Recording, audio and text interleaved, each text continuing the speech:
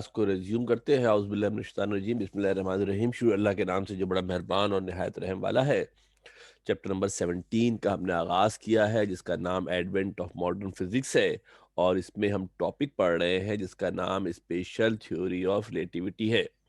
थोड़ा सा मैं आपको फिर बैकग्राउंड क्लियर कर दूं। कल तो हमने बहुत सारी बातें डिस्कस कर ली थी, जो नहीं करनी चाहिए थी वो भी कर ली। बाद में अफसोस भी मेरे को हुआ कि ऐसी बातें, बहुत सारी बातें एक्स्ट्रा बता दी मैंने आपको। थोड़ा सा कंफ्यूजन पैदा हो जाती है जब कोई बातें ज़्यादा बता दी जाती हैं। तो बहरहाल, कुछ देखो चीज़ें ऐसी हैं जो आप चूंकि फर्स्ट टाइम पढ़ रहे हैं कुछ, और आप जब भी किसी चीज़ को जज करते हैं ना, वो अपनी मालूमात की बेसिस पे जज करते हैं।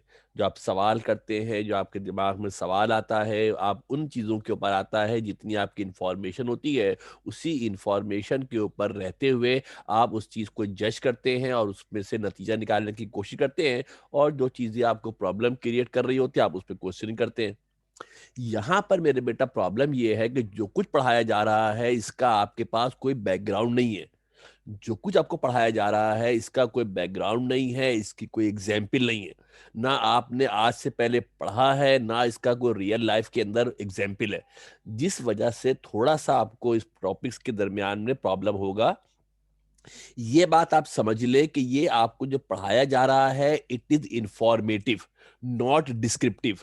बड़ा इंपॉर्टेंट जुमला है, जरा सुनना गौर से। एक होता है इंफॉर्मेटिव, एक होता है डिस्क्रिप्टिव।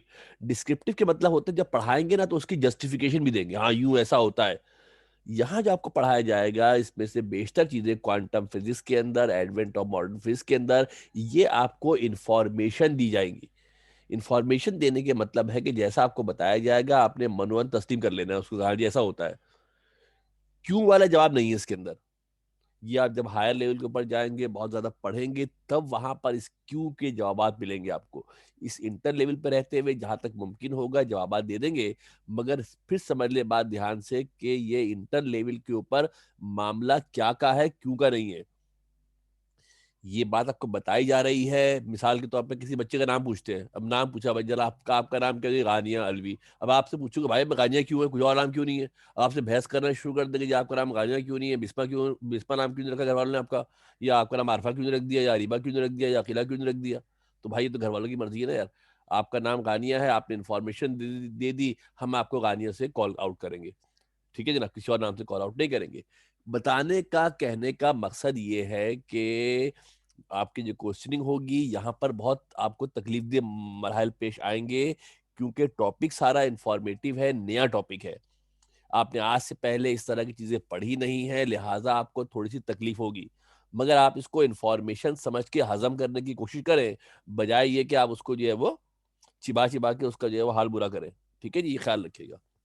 ओके जनाब, टॉपिक का बाकायदा आगाज करते हैं। स्पेशल थ्योरी ऑफ रिलेटिविटी का हमारा सवाल था। इस पे हमने classical mechanics, relative mechanics, frame of reference, inertial, non inertial, इन तमाम टॉपिक्स को डिस्कस हमने करना है। कुछ बातें बता भी दी थी, कुछ फिर भी बता देंगे। ऑब्जर्वर के बारे में बताया था। क्यों क्यों ऑब्जर्वर जो होता है वो किसी बॉडी के बारे में बताएगा कि वो बॉडी रेस्ट में है कि मोशन में है, उसको ऑब्जर्वर कहा जाता है। जिस चीज को पढ़ा जाता है उसको ऑब्जेक्ट कहते हैं। क्लासिकल मैकेनिक्स में बॉडी की मोशन के बारे में, रेस्ट के बारे में पढ़ा जाता है under the action of given forces, without considering the observer. Observer को कंसिडर नहीं करते हैं और ये एज्यूम किया जाता है कि ऑब्जर्वर हमारा रेस्ट में है। रिलेटिव मैकेनिक्स के अंदर क्या होता है कि जो ऑब्जर्वर होता है और जो ऑब्जेक्ट होता है, वो दोनों मोशन में होते हैं। यानी जहां से हम ऑब्जेक्ट को ऑब्जर्व कर रहे हैं वो पार्ट भी मोशन में है, और जहां पर जो बॉडी है वो भी मूव कर रही है। इन दोनों के दरमियान जो वेलोसिटी होती है, इसका नाम होता है रिलेटिव वेलोसिटी। इन दोनों के दरमियान जो वेलोसिटी होती है उसका नाम होता है रिलेटिव वेलोसिटी। एक छोटी सी चीज यहाँ मिस हो गई है, मैं आपको चलो तो एंड लिखवा देता हूँ, बता देता हूँ। एक जो लफ्ज आपको बहुत तंग करेगा बार बार, इसका नाम होगा रिलेटिव वेलोसिटी। क्या नाम होगा मेरे बेटा? रिलेटिव वेलोसिटी की जो टर्म है हम इस्तेमाल करेंगे, कहीं लिख भी लेना इसको। रिलेटिव वेलोसिटी क्या होती है मेरे बेटा? The velocity between object and observer. जो वेलोसिटी होती है किसके बीच में मेरे बेटा? ऑब्जेक्ट और ऑब्जर्वर के दरमियान जो वेलोसिटी होती है, the velocity between, the velocity between object, जिस ऑब्जेक्ट को देखा जा रहा है, एंड ऑब्जर्वर। समझ लेना बात ध्यान से, गौर से, कि ऑब्जर्वर भी मूव कर रहा है ऑब्जेक्ट भी मूव कर रहा है, इन दोनों के दरमियान जो वेलोसिटी होगी इस कॉल्ड रिलेटिव वेलोसिटी। इसका नाम होता है क्या मेरे बेटा? रिलेटिव वेलोसिटी कहते हैं। ये लफ्ज रिलेटिव वेलोसिटी बार बार आपके सामने आएगा। जो ऑब्जेक्ट और ऑब्जर्वर के दरमियान जो वेलोसिटी होती है उसको रिलेटिव वेलोसिटी कहते हैं। क्या होती है सुन लो, थोड़ा समझ लो गौर से। समझ ये लो मेरे बेटा कि फर्ज करते हैं ये मेरा ऑब्जर्वर है। ये कौन है मेरे बेटा? फर्ज करते हैं ये चंदा मेरा ऑब्जर्वर है। यहाँ पर मेरे पास क्या मौजूद है मेरे बेटा? फर्ज करते हैं ये हमारा ऑब्जर्वर है और इस ऑब्जर्वर की फर्ज करते हैं वेलोसिटी गिवन है 10 मीटर पर सेकंड। कितनी वेलोसिटी गिवन है? ऑब्जर्वर मूव कर रहा है ना। रिलेटिव वेलोसिटी की बात करेंगे तो ऑब्जर्वर मूव करेगा, उसकी वेलोसिटी फर्ज करते हैं 10 मीटर पर सेकंड है। इधर मैं क्या कर रहा हूँ? एक ऑब्जेक्ट को देख रहा हूँ। किसको देख रहे हैं बेटा? एक ऑब्जेक्ट को एग्जामिन किया जा रहा है, एक ऑब्जेक्ट को देखा जा रहा है। ये कौन है बेटा मेरा? जिसको मैं देख रहा हूँ, ये कार है कुछ भी है, इस ऑब्जेक्ट को मैं देख रहा हूँ। और जो ऑब्जेक्ट है ये भी मूव कर रहा है और जो ऑब्जेक्ट की वेलोसिटी है फर्ज करें 50 मीटर पर सेकंड है। कितनी वेलोसिटी मेरे बेटा? जो ऑब्जेक्ट की वेलोसिटी है वो ऑब्जेक्ट की जो वेलोसिटी है वो फर्ज कर लेते हैं कि ऑब्जेक्ट की जो वेलोसिटी है वो मेरे बेटा कितनी है? 50 मीटर पर सेकंड है। अब जो रिलेटिव वेलोसिटी होगी ना बेटा, सुनना जरा गौर से, जो रिलेटिव वेलोसिटी होगी ना वो ना 10 होगी ना 50 होगी। जो रिलेटिव वेलोसिटी है वो 10 होगी ना 50 होगी, बल्कि रिलेटिव वेलोसिटी क्या होगी? कौन जवाब देगा? जो रिलेटिव वेलोसिटी हमारे पास होगी, सुन लो गौर से ध्यान से, जो रिलेटिव वेलोसिटी होगी इन दोनों के दरमियान जो वेलोसिटी है, इन दोनों के दरमियान जो वेलोसिटी हमारे पास होती है इसको रिलेटिव वेलोसिटी कहते हैं। और जो रिलेटिव वेलोसिटी यहाँ पर होगी वो मेरे बेटा होगी 40 मीटर पर सेकेंड। ना 10 होगी ना 50 होगी। जो बीच की वेलोसिटी है वो क्या होगी? जो बीच की वेलोसिटी हमारे पास है इन दोनों के दरमियान जो वेलोसिटी होगी उसका नाम होगा रिलेटिव वेलोसिटी। ये हम कॉन्सेप्ट इस्तेमाल करेंगे, ख्याल रखना। ये बहुत इंपॉर्टेंट है, कहीं अगर नहीं है तो लिख लेना, इसको पॉइंट नोट डाउन कर लेना कि रिलेटिव वेलोसिटी वो वेलोसिटी होती है जो ऑब्जेक्ट और ऑब्जर्वर के दरमियान होती है। और क्लासिकल मैकेनिक्स के अंदर ऑब्जेक्ट और ऑब्जर्वर दोनों मूव कर रहे होते हैं। जल्दी जल्दी आगे बढ़ाते हैं। फ्रेम ऑफ रेफरेंस एक ऐसा कोऑर्डिनेट सिस्टम होता है जहां रहते हुए मेजर कर रहे हैं किसी बॉडी को। जहां रहते हुए किसी बॉडी को मेजर किया जाता है उसको फ्रेम ऑफ रेफरेंस कहा जाता है। यहाँ डायग्राम एक सामने आपके बनी हुई है, देख ले कि ये फर्ज करते हैं आपके पास बहुत सारे ऑब्जेक्ट हमारे पास मौजूद है। तवज्जो देख के जरा गौर से देखिएगा। अगर मेरे पास मैं ऑब्जर्वर ट्रीट करूं किसको? इसको। जो आदमी ग्राउंड पे खड़ा हुआ है फर्ज करे रेस्ट में, अगर ऑब्जर्वर इसको ट्रीट किया जाएगा तो जब ये ए को, बी को, सी को, डी को देखेगा तो ये ए को देखकर बोलता है कि गाड़ी मेरी तरफ आ रही है 10 मीटर पर सेकंड से, बी जो कार है वो 15 मीटर पर सेकंड से मेरे करीब आ रही है। और मेरे बेटा जब ये सी को देखेगा तो बोलेगा 20 मीटर पर सेकंड से दूर जा रही है, सी को बोलेगा तो बोलेगा 30 मीटर पर सेकंड से दूर जा रही है। इस वक्त ऑब्जर्वर कौन है? जो आदमी खड़ा हुआ रोड पर।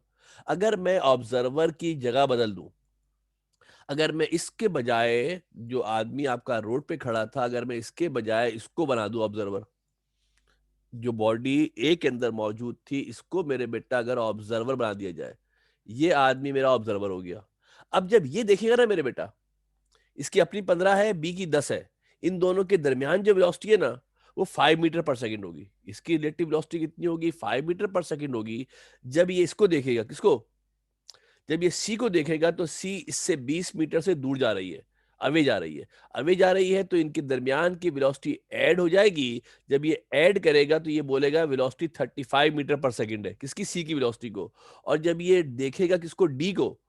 जब ये डी को देखेगा मेरे बेटा तो ये डी को बताएगा कि जो डी की वेलोसिटी है, डी कौन है? रेड वाली जो कार है वो डी है, सी ये डी है इनफैक्ट।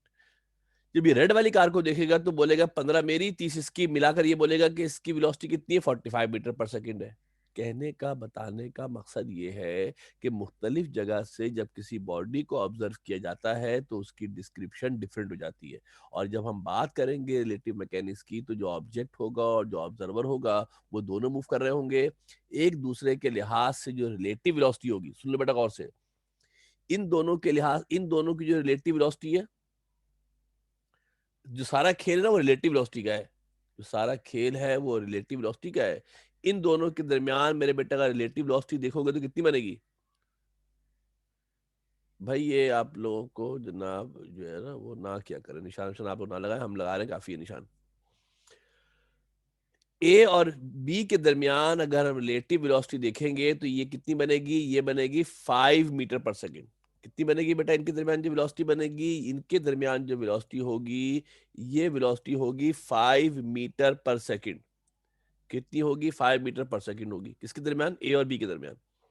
इसके बरक्स मेरे बेटा अगर मैं देखूं कि जनाब जो आपके पास ए और बी के दरमियान है वेलोसिटी, तो ये कोई ए और बी के दरमियान जो वेलोसिटी है और जो ए और सी ये इनके दरमियान जो वेलोसिटी है, हर एक के दरमियान जो वेलोसिटी है वो डिफरेंट हो जाएगी। यहाँ पर वेलोसिटी मेरे बच्चा 35 हो जाएगी और यहाँ जाओगे तो 45 हो जाएगी। इस कॉन्सेप्ट को जहन में समझिएगा कि जब हम मुख्तलिफ जगह से देखेंगे, जब हम मुख्तलिफ जगह से देखेंगे तो बॉडी की पोजीशन, बॉडी की जो है वो मोशन डिफरेंट होगी। तो ये आपका थोड़ी सी चंद बातें थी इनर्शियल फ्रेम ऑफ, फिर आया था इनर्शियल फ्रेम ऑफ रेफरेंस। अगर फ्रेम ऑफ रेफरेंस की वेलोसिटी को जो आपको मेन याद करने की कहानी है ना, समझ लो इतनी सारी मैंने कहानी समझा दी है, अगर नहीं पल्ले पड़ती बेटा सिर्फ रट्टा लगा लो, आसान सी बात है। आपको फ्रेम ऑफ रेफरेंस की डेफिनेशन याद होनी चाहिए, जिसके अंदर मेजरमेंट करते हैं उसको फ्रेम ऑफ रेफरेंस कहते हैं। उसके बाद इनर्शियल फ्रेम ऑफ रेफरेंस याद होना चाहिए। 2 पॉइंट है इसके, पहला पॉइंट क्या है, जिसकी वेलोसिटी कांस्टेंट होगी उसका नाम इनर्शियल फ्रेम ऑफ रेफरेंस होगा, और इनर्शियल फ्रेम ऑफ रेफरेंस पर न्यूटन के कवानीन को अप्लाई कर सकते हैं। नॉन इनर्शियल क्या होता है, जिसके अंदर वेलोसिटी सेम ना हो, वेलोसिटी कंटिन्यूअसली बदल रही हो। यहाँ देखो ना वेलोसिटी सेम है दोनों के दरमियान, रिलेटिव वेलोसिटी सेम है। अगर वेलोसिटी कंटिन्यूअसली तब्दील हो रही है, बदल रही है, तो इसका नाम क्या हो जाएगा, इसका नाम हो जाएगा non inertial frame of reference. इसका नाम होगा non inertial frame of reference नाम होगा। ये 2 डेफिनेशन है, आपको बेसिकली याद होनी चाहिए, बाकी तफसील याद होना याद हो कोई मसला नहीं है, और इस पर न्यूटन के कवानीन को अप्लाई नहीं कर सकते। तो ये आपका हो गया फ्रेम ऑफ रेफरेंस के बारे में। फिर एक ग्रेलियन ट्रांसफॉर्मेशन थी। ग्रेलियन ट्रांसफॉर्मेशन इतना सा समझ लो, इसकी कतन कोई जरूरत नहीं थी, ना कतन को जरूरत नहीं है इसकी। इतना समझ लो कि अगर हम एक फ्रेम ऑफ रेफरेंस से दूसरे फ्रेम ऑफ रेफरेंस के अंदर जाएं, अगर हम एक फ्रेम ऑफ रेफरेंस से दूसरे फ्रेम ऑफ रेफरेंस के अंदर जाएं, तो बॉडी की पोजीशन में या बॉडी की वेलोसिटी में या बॉडी की एक्सेलरेशन में जो तब्दीली हो रही है, चेंज हो जाएगा। बॉडी की पोजीशन में या बॉडी की किस चीज के अंदर, मेरे बेटा गौर से देख लेना, जब एक फ्रेम ऑफ रेफरेंस से दूसरे फ्रेम ऑफ रेफरेंस के अंदर जाते हैं तो बॉडी की वेलोसिटी, बॉडी की एक्सेलरेशन, बॉडी की पोजीशन, ये सब चीजें बदल जाती है। दूसरे फ्रेम ऑफ रेफरेंस के अंदर जाकर क्या हो जाएगी, दूसरे फ्रेम ऑफ रेफरेंस के अंदर जाकर क्या हो जाएगी, इसके लिए जो तरीकेकार होता है उसका नाम होता है ग्रेडियंट ट्रांसफॉर्मेशन। कि अगर एक फ्रेम ऑफ रेफरेंस से दूसरे फ्रेम ऑफ रेफरेंस में जाए तो वैल्यू कैसे तब्दील कर देंगे, इसको ग्रेडियंट ट्रांसफॉर्मेशन कहा जाता है। इसकी भी कतन किसी तफसील में जाने की जरूरत नहीं है, बस इतना पता होना चाहिए कि gradient transformation is used when an object move from one frame of reference to another. अगर ऑब्जर्वर बदल जाए तो नए ऑब्जर्वर के लिए क्या पोजीशन होगी, क्या वेलोसिटी होगी, क्या एक्सेलरेशन होगा, इसको ग्रेडियंट ट्रांसफॉर्मेशन के जरिए मालूम कर सकते हैं। करना वरना नहीं है, करना वरना नहीं है। फिर स्पेशल थ्योरी ऑफ रिलेटिविटी है, ये आपको याद करना है। अब स्पेशल थ्योरी ऑफ रिलेटिविटी क्या है मेरे बेटा, कि अगर हम इनर्शियल फ्रेम ऑफ रेफरेंस के बारे में पढ़ रहे हैं, if we are discussing about the inertial frame of reference, the branch of relative mechanics that deals with inertial frame of references is called special theory of relativity. इसका नाम क्या होता है, स्पेशल थ्योरी ऑफ रिलेटिविटी कहा जाता है। General theory of relativity क्या होती है, ये आपको याद होना चाहिए, एग्जाम में सब आता है ये। जनरल थ्योरी ऑफ रिलेटिविटी क्या होती है, जिसपे हम डिस्कस करते हैं non inertial frame of references के बारे में। किसके बारे में पढ़ते हैं, non inertial frame of reference के बारे में पढ़ेंगे, तो इसका नाम होगा जनरल थ्योरी ऑफ रिलेटिविटी। सिर्फ इंफॉर्मेटिव है बस। The branch of relative mechanics that deals with inertial frame of references is called spatial theory of relativity। Branch of physics का नाम है। और अगर नॉन इनर्शियल के बारे में पढ़ेंगे तो उसका नाम क्या हो जाएगा, जनरल थ्योरी ऑफ रिलेटिविटी। अब स्पेशल थ्योरी ऑफ रिलेटिविटी के 2 एजम्पशंस हैं। अब हमने सारे स्पेशल पढ़ना है, जनरल नहीं पढ़ना। हमने सारा स्पेशल पढ़ना है, जनरल नहीं पढ़ना है।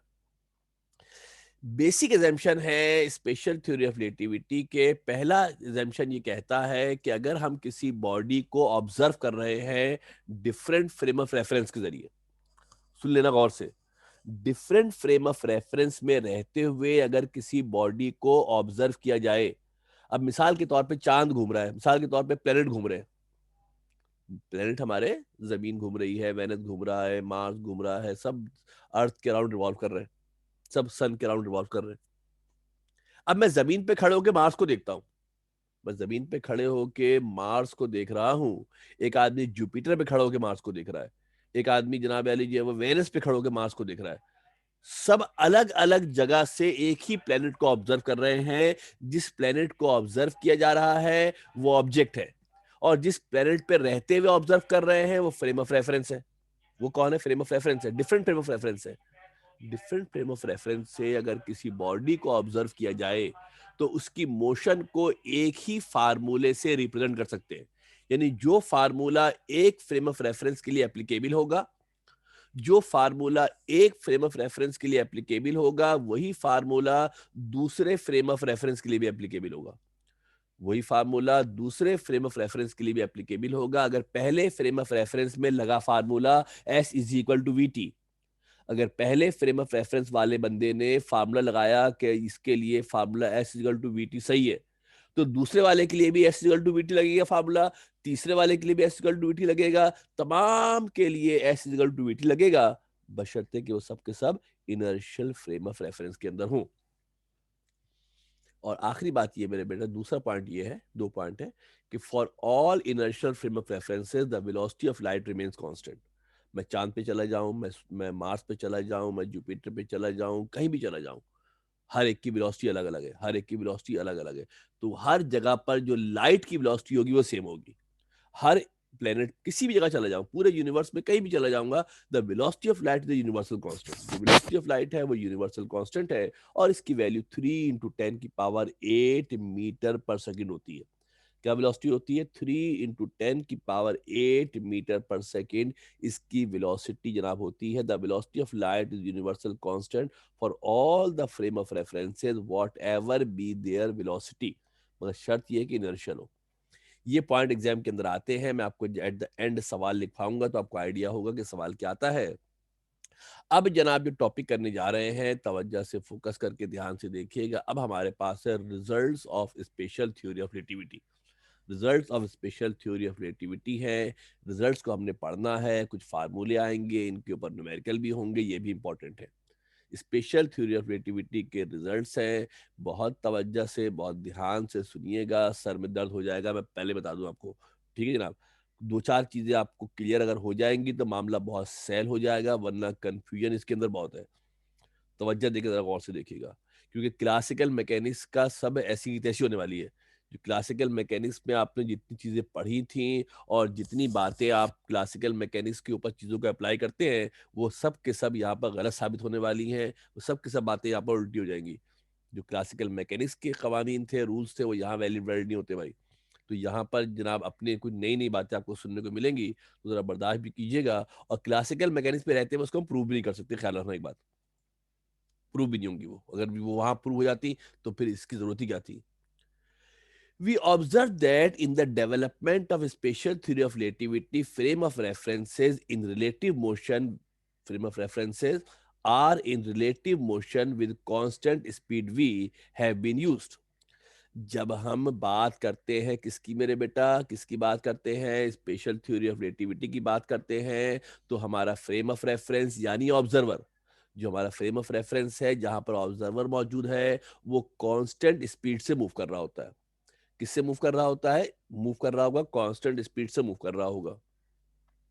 If the speed v becomes large enough to approach the velocity of c, ये जुमले बड़े इंपॉर्टेंट है, गौर से सुना ध्यान से। अगर किसी बॉडी की जो रफ्तार है, जो फ्रेम ऑफ रेफरेंस है, उसकी वेलोसिटी इतनी बढ़ जाए, इतनी बढ़ जाए कि वेलोसिटी ऑफ लाइट के करीब करीब चली जाए। कहाँ चली जाए? वेलोसिटी ऑफ लाइट के करीब करीब हो जाए, 3 × 10⁸ तक मामला चला जाए। कहाँ चला जाए? 3 × 10⁸ तक मामला चला जाए, then Galilean transformation are found to be noticeably wrong. तो जो गैलिलियन ट्रांसफॉर्मेशन थी जिसमें हम चीजें तब्दील करते थे, वो हम मालूम नहीं कर सकते, वो हम मालूम नहीं कर सकते थे। जो गैलीलियन ट्रांसफॉर्मेशन है, अगर वेलोसिटी, किसकी वेलोसिटी, अगर ऑब्जर्वर की या रिलेटिव वेलोसिटी बहुत बढ़ जाए, इतनी बढ़ जाए कि वेलोसिटी ऑफ लाइट के करीब करीब हो जाए, तो फिर गैलीलियन ट्रांसफॉर्मेशन इस्तेमाल नहीं हो सकती। वहां पर हम गैलीलियन ट्रांसफॉर्मेशन के जरिए नई पोजीशन को या नए वेलोसिटी को फाइंड आउट नहीं कर सकते हैं, मालूम नहीं कर सकते। To correct the state of affairs, it will be necessary to introduce a factor called Lorentz factor.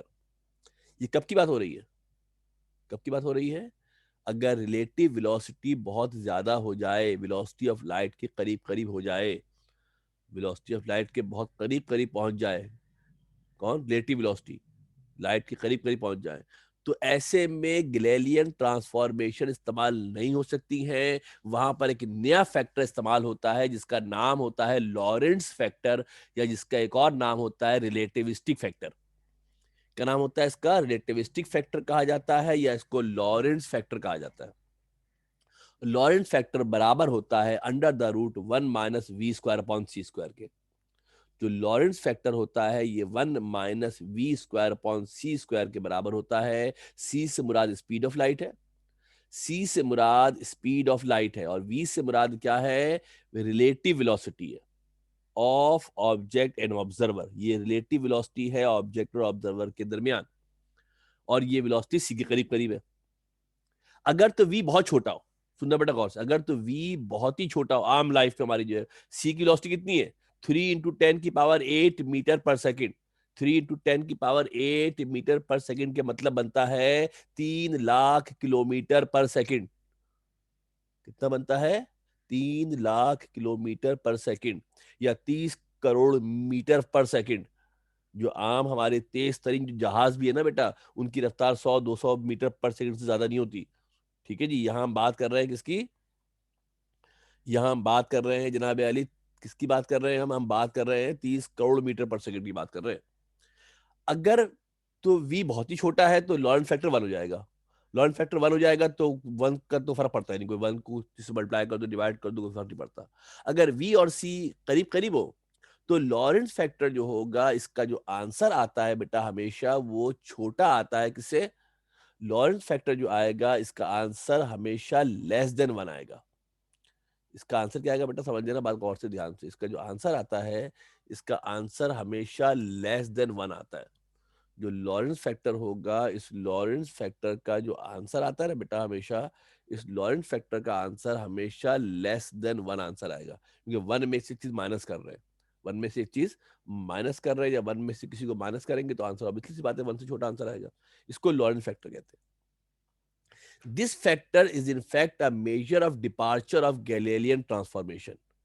यानी कि इस फैक्टर के आने के बाद से गैलीलियन ट्रांसफॉर्मेशन फारिग हो गई, गैलीलियन ट्रांसफॉर्मेशन का काम खत्म हो गया।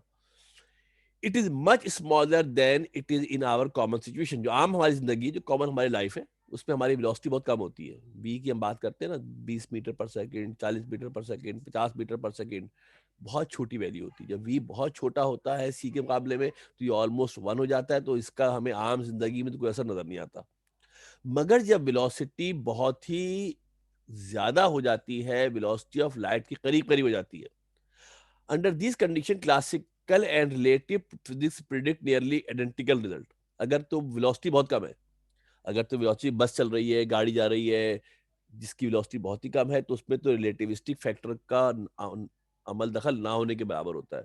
रिलेटिविस्टिक और क्लासिकल बराबर हो जाते हैं। मगर जब v बढ़ जाए बहुत, जब वेलोसिटी बहुत ज्यादा हो जाए, कम अज कम c/5 के बराबर हो जाए, वेलोसिटी ऑफ लाइट का फिफ्थ हो जाए, क्या वेलोसिटी ऑफ लाइट का फिफ्थ हो जाए, then Galilean transformation will be incorrect. Galilean transformation काबिल अमल नहीं होती है, और फिर हमारे पास जो है वो लॉरेंट फैक्टर इस्तेमाल होता है।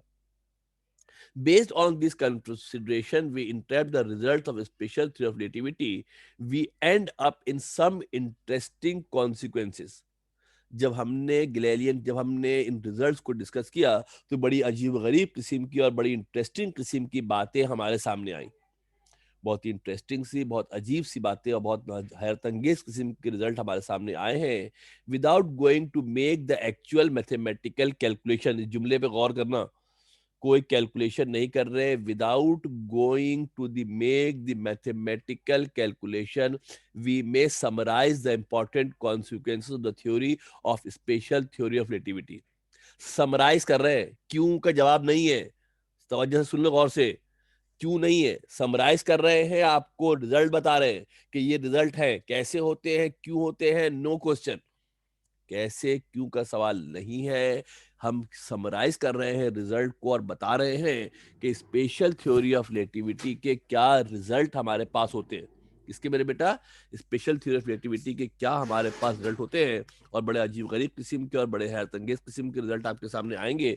जरा इन रिजल्ट्स को देखने की जरा कोशिश कीजिएगा और समझने की जनाब कोशिश कीजिएगा। समझना नहीं है, याद करना है। समझने बझने का काम नहीं है इसके अंदर कि समझोगे समझ लेंगे, इसको समझने का काम नहीं है, इन रिजल्ट को पता करना है, काम करना है। ये बात ध्यान में रखिएगा कि यहाँ पर लॉरेंस फैक्टर हमारा इस्तेमाल होगा, और जो लॉरेंस फैक्टर होता है इसकी वैल्यू लेस देन 1 होती है, ये बात आपके ध्यान में रखना। 3 इसके रिजल्ट है बेसिक, हम 4 पढ़ेंगे मगर 3 इसके रिजल्ट है जो आपने बेसिकली याद करने हैं। 3 इसके हमारे पास बुनियादी तौर पर रिजल्ट है। पहले रिजल्ट का नाम है मास वेरिएशन। क्या नाम मेरे बेटा है? जो पहला रिजल्ट है इसका नाम है मास वेरिएशन।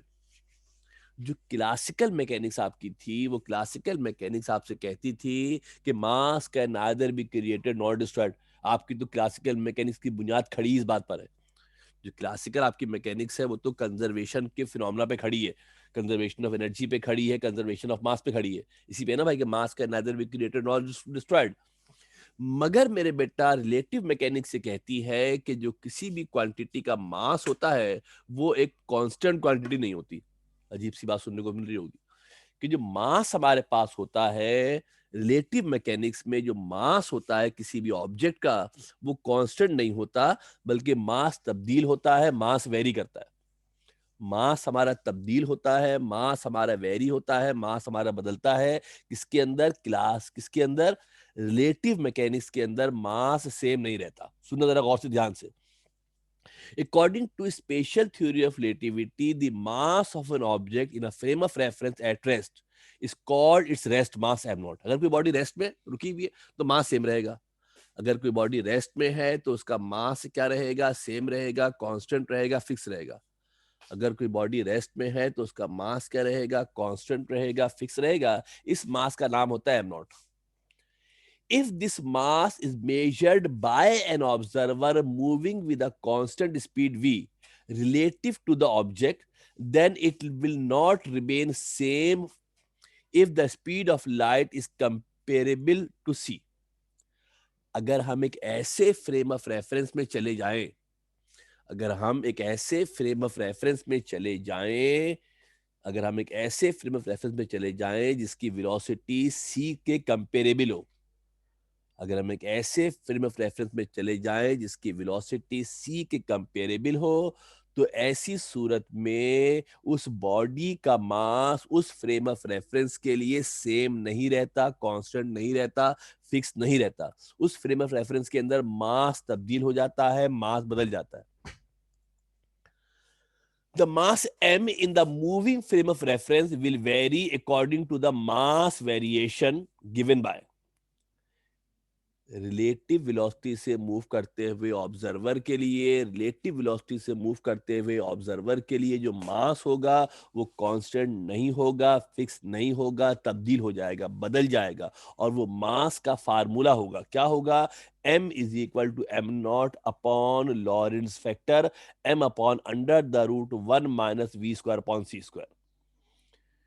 रिलेटिव मैकेनिक्स क्या कह रही है कि अगर एक ऑब्जर्वर है जो रिलेटिव वेलोसिटी से मूव कर रहा है, जब वो किसी ऑब्जेक्ट को ऑब्जर्व करेगा तो उसका मास सेम नहीं रहेगा, मास बदल जाएगा। और मास डिपेंड करेगा वेलोसिटी के ऊपर। मास किस पे डिपेंड करेगा? मास डिपेंड करेगा रिलेटिव वेलोसिटी के ऊपर। m बराबर होगा m not upon under the root 1 minus v square upon c square के बराबर होगा।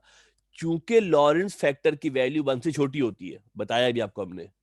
जो लॉरेंस फैक्टर होता है मेरे बेटा, इसकी जो वैल्यू होती है 1 minus v square upon c square, इसको लॉरेंस फैक्टर कहते हैं। इसकी वैल्यू 1 से छोटी होती है।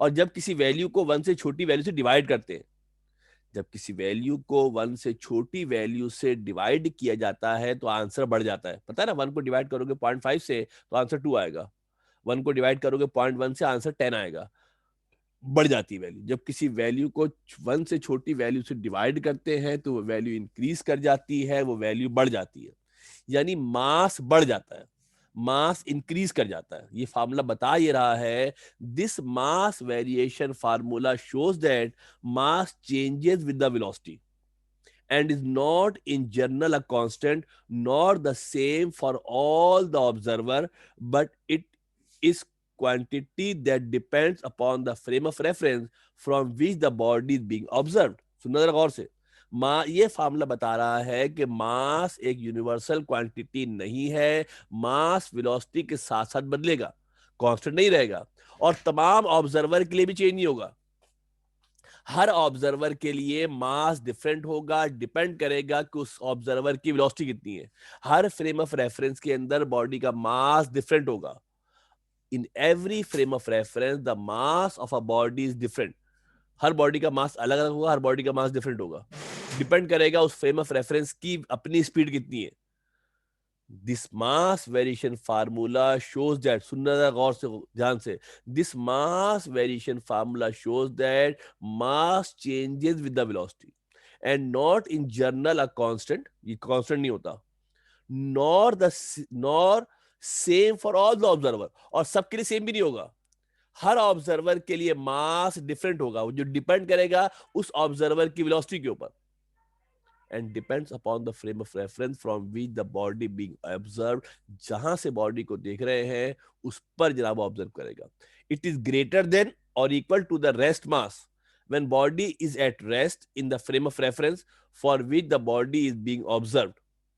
ये जुमला तो आगे पीछे हो गया था, देखिए गौर से, अगर तो ऑब्जर्वर रेस्ट में है तो ये दो बराबर हो जाता है, एम और एम नॉट बराबर होते हैं, मगर जब बॉडी मूव करेगी तो मास बढ़ जाता है। मास क्या होगा आपका, इट इज ग्रेटर देन, बढ़ जाएगा। अगर क्या होगा, फ्रेम ऑफ रेफरेंस करीब करीब वेलोसिटी ऑफ लाइट से मूव कर रहा है। और एक और इंटरेस्टिंग बात देखना, जिन लोगों को थोड़ी सी मैथमेटिक्स आती है, अगर वी और सी बराबर हो जाए, अगर v और c बराबर हो जाए तो 1/1, 1 - 1 0 होता है। जीरो से किसी भी चीज को डिवाइड करते हैं, आंसर इन्फिनिटी आता है। जीरो से किसी भी चीज को डिवाइड करते हैं, जो आंसर आता है इन्फिनिटी आता है। यानी अगर कोई ऑब्जर्वर वेलोसिटी ऑफ लाइट से मूव करना शुरू कर दे, अगर कोई ऑब्जर्वर वेलोसिटी ऑफ लाइट से मूव करना शुरू कर दे तो उसके लिए बॉडीज के मासेस इनफाइनाइट हो जाएंगे। उसके लिए बॉडीज के मासेस क्या होंगे, इनफाइनाइट मासेस हो जाएंगे। कैसे हो जाएंगे ये मत पूछना। 4 मिनट हमारे पास है। नेक्स्ट हमारे पास टॉपिक है, इसका नाम है टाइम डायलेशन। ये जरा घर पे तवज्जो देके इसको देखिएगा, लिखिएगा, पढ़िएगा और समझिएगा। नेक्स्ट हमारे पास जो टॉपिक है इसका नाम है टाइम डायलेशन, वक्त का बढ़ जाना। एक वाकया बड़ा मशहूर, शब मेराज का वाकया, आप लोगों ने सुना भी होगा और इल्म भी आपको होना चाहिए, बिल्कुल भाई मुसलमान है तो पता ही होना चाहिए। उसमें एक था बुर्राक, नाम सुना होगा भाई। और बुराक के बारे में कहा यह जाता था कि बुराक मूव करता था, जहां निगाह पड़ती थी वहां कदम पड़ता था। यानी आसमान तक अगर आपकी निगाह चांद तक जा रही है तो उसका कदम चांद से आगे पड़ता था, और अगली निगाह जहां जाती थी वो उससे आगे जा रहा था। इतनी तेज रफ्तार बुराक के बारे में कहा जाता है कि उसकी रफ्तार इतनी ज्यादा थी, यानी उसकी वेलोसिटी ऑफ लाइट के कंपेरेबल थी। और पूरा शब का वाक़या अगर आप लोगों ने सुना हो, पढ़ा हो, तो आपको पता है कि जनाब 7 आसमानों पर गए और फिर नमाज नाजिल हुई, और उसके बाद जनाब जितनी भी चीज़ें हुई, उन तमाम मामलात के होने के बाद जब वो हजूर दोबारा ज़मीन पर तशरीफ़ लाए तो इतनी देर में कुंडी सिर्फ हिल रही थी। पढ़ा होगा, सुना होगा, ये सब बातें साइंटिफिकली वेरीफाइड है। ये सब बातें साइंटिफिकली भी वेरीफाइड है। जिन लोग साइंस ने, जिन लोगों ने तहकीक की है, आइंस्टाइन के पेपर भी इसके ऊपर है कि जनाब ये तमाम बातें इसके अंदर दुरुस्त है, और तमाम इसकी जो लॉजिक्स है वो आपको यहाँ इस डिस्क्रिप्शन के अंदर, टाइम डायरेक्शन के अंदर मिलेंगी। आमतौर पर किसी भी इवेंट का टाइम सेम होता है। Time is regarded an absolute quantity in classical mechanics. Classical mechanics के अंदर टाइम फिक्स होता है। सुबह हुई, शाम हुई, दोपहर हुई, एक दिन 24 घंटे का है, सबको पता है भाई। 1 घंटे में 60 मिनट होते हैं, 60 मिनट में 60 सेकंड होते हैं।